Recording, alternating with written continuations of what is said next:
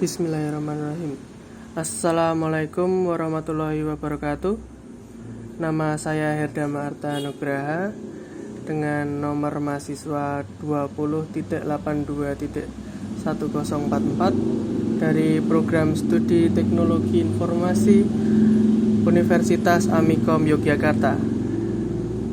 Pada kesempatan kali ini saya akan membawakan tema mengenai pandemi, sinema, dan streaming yang akan saya gunakan sebagai judul yang akan saya bawakan untuk tugas ekonomi kreatif yang kedua ini. Topik yang saya bawakan pada kesempatan ini adalah ketertarikan orang Indonesia dalam menonton film secara online daripada melalui bioskop. Dengan mengambil referensi dari beberapa sumber ini, saya telah menemukan fakta bahwa sekitar 78% dari masyarakat lebih memilih menonton film secara online melalui website-website tertentu, bahkan beberapa lebih menyukai menonton film pada website tidak resmi yang berisikan film-film bajakan. Namun, masih terdapat juga orang-orang yang lebih menyukai untuk menonton film di bioskop.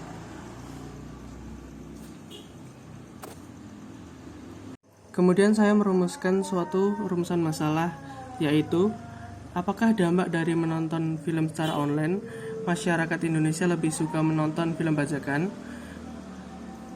Kemudian saya melakukan suatu survei secara online dengan menggunakan data-data sebagai berikut. Yang pertama, memilih menonton film di bioskop. Kedua, memilih menonton film secara online di website secara resmi seperti Netflix, Iflix, Disney Plus, dan lain sebagainya. 3. Memilih menonton film secara online pada situs-situs yang tidak resmi yang berisikan film-film bajakan.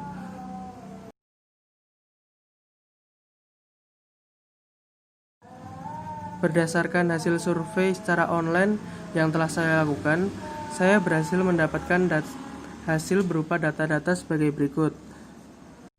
Orang yang memilih untuk menonton film di bioskop hanya sebesar 32% dari total orang yang telah melakukan survei. Orang yang memilih untuk menonton film secara resmi melalui website-website berbayar tertentu hanya sekitar 24% dari total orang yang telah melakukan survei. Dan terdapat sekitar 44% orang dari yang melakukan survei memilih untuk menonton film bajakan pada website-website tak resmi. Dilihat dari hasil survei sebelumnya, telah terlihat bahwa banyak orang lebih memilih untuk menonton film bajakan pada website-website yang tidak resmi. Dengan itu, saya memberikan beberapa solusi. Yang pertama adalah pemberian promo pada platform-platform streaming berbayar, terutama pada masa-masa pandemi seperti sekarang.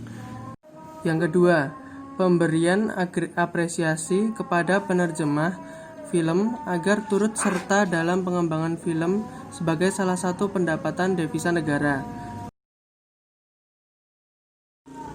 Berikutnya adalah beberapa referensi oleh platform-platform stream yang legal. Yang pertama adalah Hook. Mungkin untuk namanya, Hook masih kurang populer dibandingkan dengan aplikasi sejenis seperti iFlix atau Netflix. Akan tetapi, justru banyak orang yang lebih menyarankan untuk menggunakan Hook apabila ingin mencari dan menonton film-film Indonesia. Untuk kontennya sendiri, selain film Indonesia, ada banyak sekali film-film yang baik, cukup baru ataupun yang sudah pernah tayang di bioskop beberapa tahun yang lalu. Kelebihan dari Hook adalah harga sewanya yang cukup murah untuk paket terendahnya. 2. Dapat berlangganan tanpa kartu kredit karena dapat melalui pulsa sampai dengan menggunakan OVO atau GoPay. 3. Dapat mengunduh film secara yang diinginkan dan diputar secara offline. 4. Cukup hemat paket data mobile atau koneksi internet. Namun, Hook juga memiliki beberapa kekurangan, yang diantaranya adalah cukup susah untuk berintegrasi dengan Smart TV. 2. Ketika mengunduh film, sangat lambat dan terkadang putus di tengah prosesnya. Dan yang ketiga, terdapat iklan yang dirasa cukup mengganggu. Untuk platform stream legal yang kedua adalah iFlix. Selain Hook, iFlix juga merupakan salah satu website sekaligus aplikasi yang dapat digunakan untuk menonton film-film Indonesia. Bahkan dibandingkan dengan Hook, jumlah film gratisan yang tersedia di iFlix lebih banyak. Memang ada yang bersifat berbayar atau premium, namun tidak mengurangi jumlah film gratis atau yang dapat ditonton tanpa membayar juga masih terbilang dapat cukup banyak. Kelebihan dari iFlix: dapat menonton film yang tersedia baik secara online ataupun offline. Dapat menggunakan satu akun untuk 2 perangkat sekaligus. Tersedia banyak sekali genre film, terutama drama Korea, baik yang ditayangkan di bioskop atau yang masuk kategori serial TV. Menyediakan banyak subtitle dalam berbagai bahasa, termasuk bahasa Indonesia. Biaya berlangganan murah dan pembayarannya dapat melalui kartu kredit sampai dengan ATM. Tidak ada iklan untuk versi televisi. Namun, iFlix juga memiliki beberapa kekurangan, yang diantaranya adalah film-film yang tersedia dengan kategori bebas tonton rata-rata memiliki rating menengah, sedangkan yang tergolong bagus masuk kategori premium atau berbayar. Walau ada, namun tidak semua film akan tersedia subtitlenya. Ukuran file mentahnya terlalu besar. Untuk platform stream selanjutnya adalah Viu. Kelebihan dari aplikasi Viu adalah Viu merupakan penyedia layanan yang lebih mengkhususkan pada drama Korea dan juga variety show. Pengguna dapat mengguna film yang ditayangkan untuk dapat ditonton kemudian waktu tanpa kuota, dalam arti khusus paket premium. Yang ketiga, konten yang ditayangkan dapat disiarkan atau mirroring juga melalui televisi, melalui Chromecast dan AirPlay. Namun kekurangan dari aplikasi Viu adalah 1.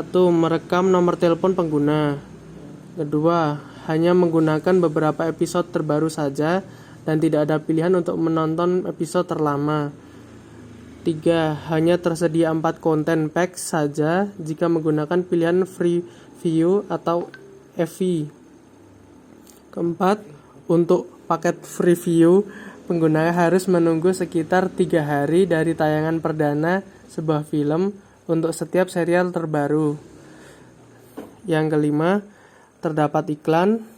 Dan yang terakhir, menggunakan strategi clickbait yang memiliki artian membebaskan penggunanya menonton film drama untuk beberapa seri di depan, dan jika ingin menonton serial selanjutnya, maka harus berlangganan. Untuk platform yang keempat adalah Netflix.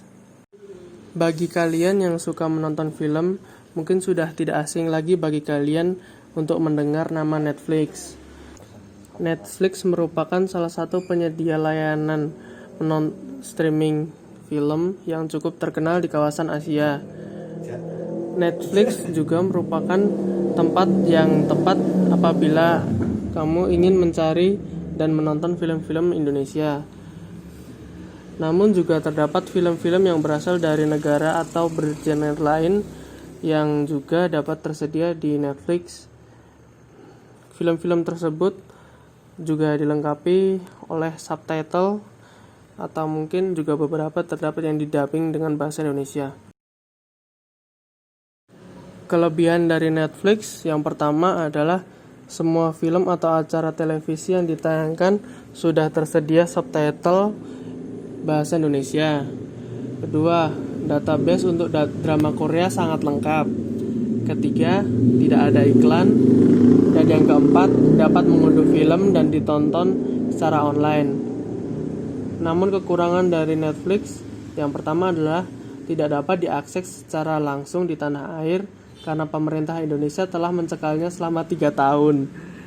Kedua, harga untuk berlangganan cukup mahal. 3. Tidak ada layanan free charge selamanya karena hanya tersedia trial selama 1 bulan saja. Keempat, film-film yang terbaru belum tentu up to date. Dari hal-hal yang telah saya kemukakan sebelumnya, kemudian saya telah mencanangkan sebuah aplikasi yang saya namakan Project Cinema. Project Cinema merupakan sebuah game yang memberikan pengalaman tentang proses pembuatan film dari awal perencanaan hingga proses launching atau telah ditonton oleh para penontonnya di bioskop maupun di website-website tertentu. Tujuan dari pembuatan game ini adalah untuk memberikan pengetahuan sekaligus memberitahu bahwa dalam pembuatan sebuah film itu tidaklah mudah, sehingga beberapa orang mungkin tidak terpikir untuk menonton yang versi bajakannya.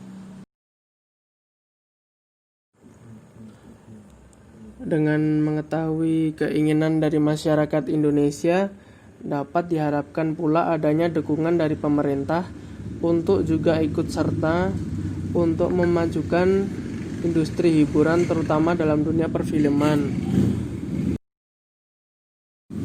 Sekian, terima kasih. Apabila yang saya kemukakan sebelumnya terdapat kesalahan atau mungkin kekurangan, saya minta maaf.